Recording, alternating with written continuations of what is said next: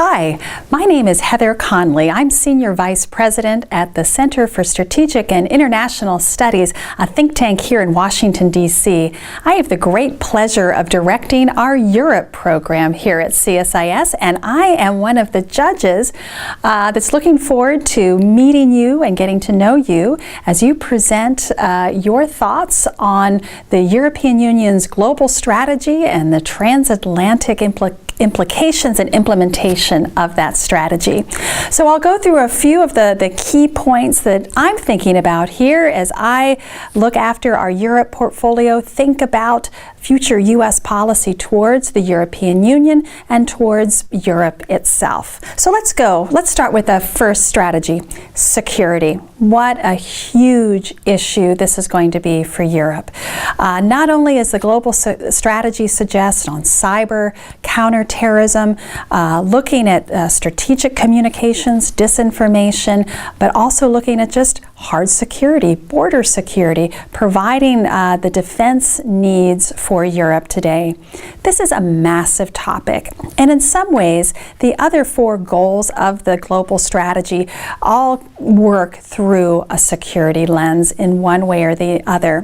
What I'd like you to think about is how Europe implements a security strategy with and without the United States. That's a key question. In the document itself, it's talked about European Union's strategic autonomy, doing this by itself. There are big questions about how much the United States will contribute in the future through NATO or to European security. What does that goal look like if Europe is forced to do it by itself? What would defense spending look like? What would the pooling and sharing mechanisms look like? The second goal in the global strategy is state and societal resilience in the East and the South. I have to say, of the 5 goals, this one is really critical because it really speaks to Europe's stability in the near, medium, and long term. The European Union has really struggled with thinking about its regional policy to the east with Russia and the states, or the post-Soviet states, whether that's Ukraine, Belarus, Georgia. There has been a real competition. And of course, conflict has broken out over that competition. How does Europe think about that relationship and the neighborhood when you have countries that are yearning to join the European Union and NATO, but unfortunately, if they would, that will bring Europe in confrontation with Russia? How do you think about that? What role does the U.S. play in that goal? The integrated approach to conflicts, that's the third goal. And in some ways that brings us both to how Europe's neighborhood policy will look like in the South. Because as we're seeing conflicts in the Middle East, Syria, Libya, the instability that non-state actors like ISIS are creating across the Middle East, what is Europe's response? How will it manage those conflicts? How will it do it by itself? How will it do it in combination with the United States, with other Western democracies? Or will it just address these issues at its border? Think through those questions more carefully. And this, of course, brings us to the fourth global strategy goal, cooperative regional order. We're not having a lot of order right now in the regions. We're seeing state fragmentation. What happens if Syria never really fully reconstitutes? That there will be a Kurdish portion, a Syrian government-controlled portion, and then a question mark of control, whether that's by ISIS or other non-state actors. How do you bring regional cohesion and order to something that's fragmenting? What is the EU's response to that? What are the funding mechanisms? What are the implementation mechanisms? And finally, this gets us to our fifth goal, global governance. So how does all of this work? How do our institutions that were built at the end of the Second World War meet the challenges of the 21st century? The United Nations Security Council hasn't felt like it's been a very effective tool, particularly in the Syrian conflict. Is it going to be effective in dealing with North Korean proliferation? How does the EU maximize its role in these international organizations? How does it further global governance, or is the European Union going to have to basically look at a different global governance system moving forward?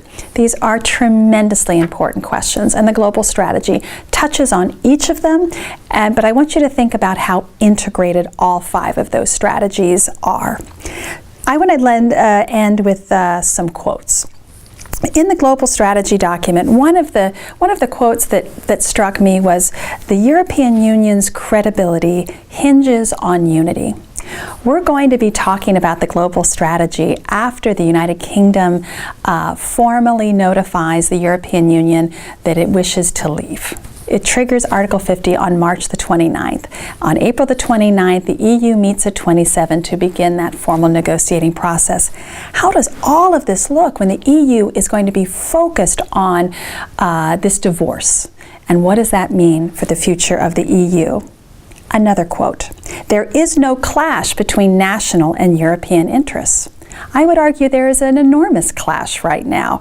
What does it mean to be European and defend a European interest if that means, for some citizens, erasing national interests? How is the EU going to square that? That's a great question and something I'd like you to think about.